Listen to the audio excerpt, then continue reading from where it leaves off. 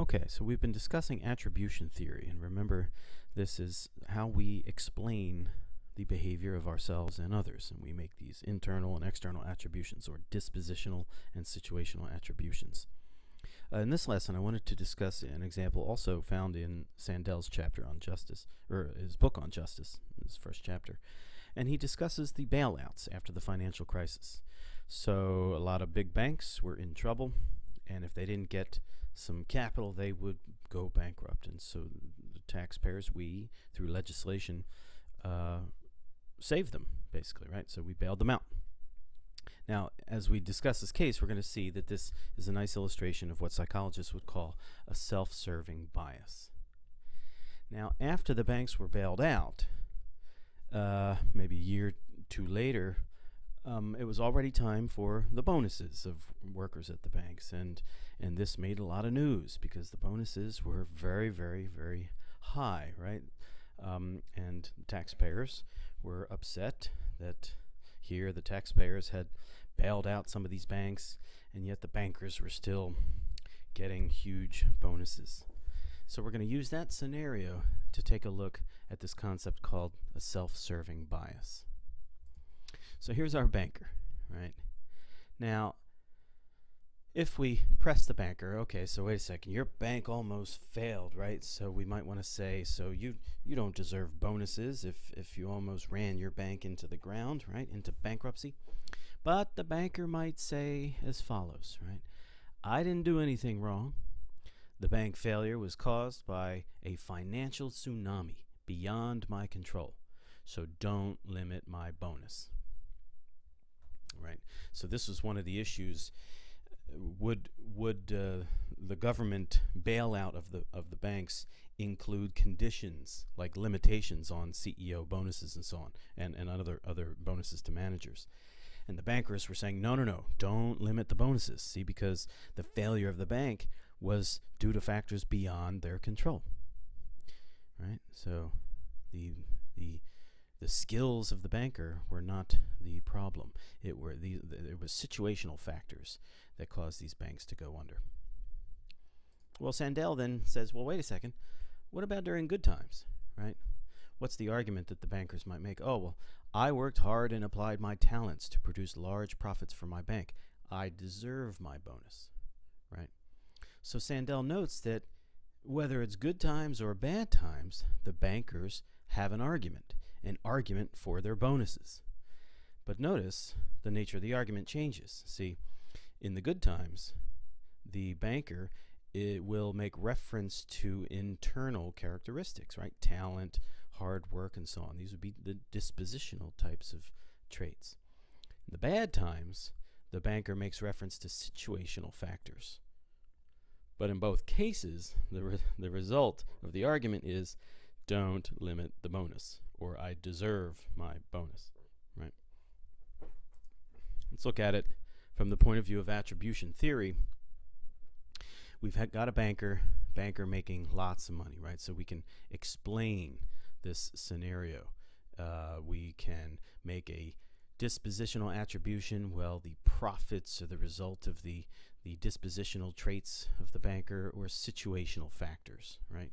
What is it? What situational factors might be influencing profits? Well, there are all kinds of economic factors, you know, booming economy or peacetime, right?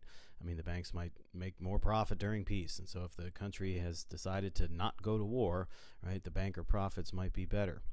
You know, infrastructure, the condition of the economy and the financial sector itself, and just sheer luck also. So these we can think of as situational factors that might help us understand profits that the banker's involved with. But we've got the dispositional ones here too. So let's set up a situation where we're observing the banker and we want to make an attribution. We want to understand. We want to make a causal attribution as to what was generating the profits or the losses, right? The situational factors are the economic factors, peace, luck, etc. Dispositional factors would be things like talent and work in good times. But other types of dispositional factors we might make reference to during bad times would be things like poor judgment or immoral behavior, fraud, for example. So there's our situation.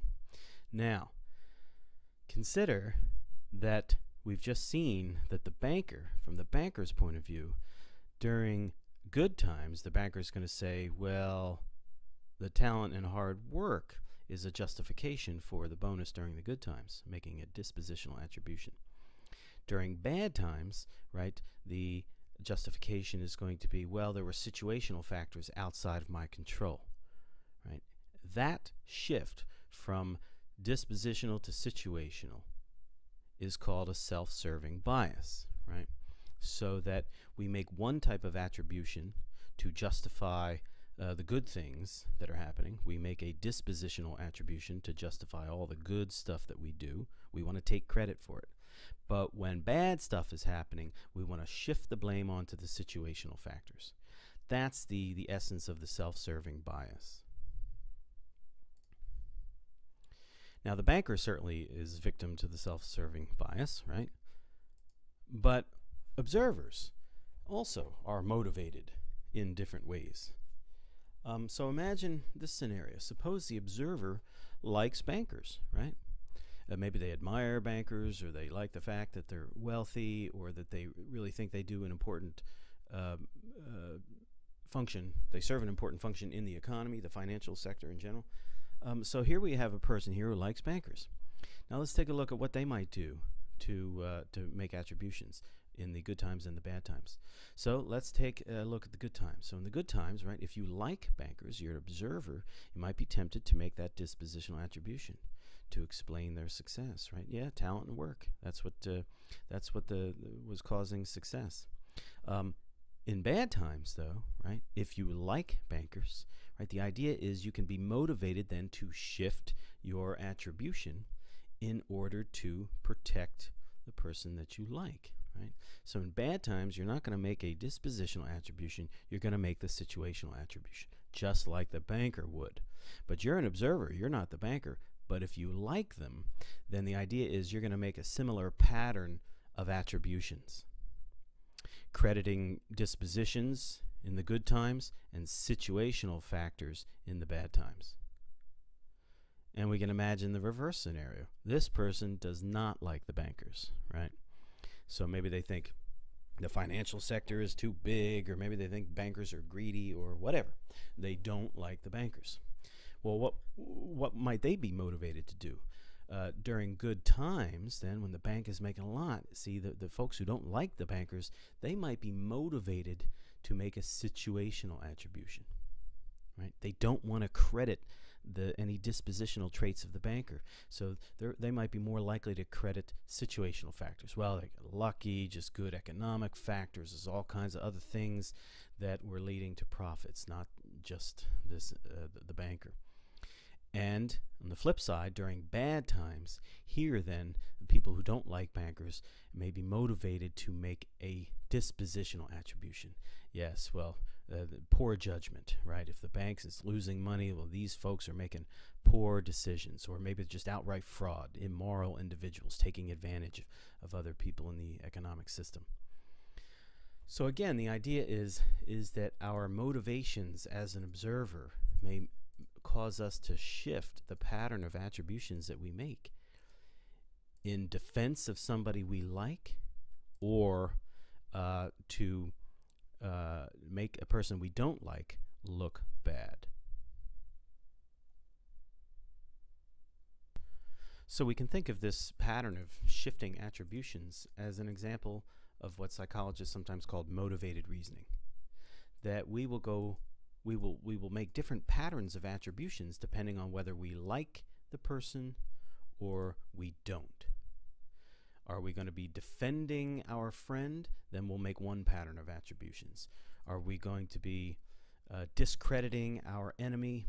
Then we'll make a different pattern of attributions.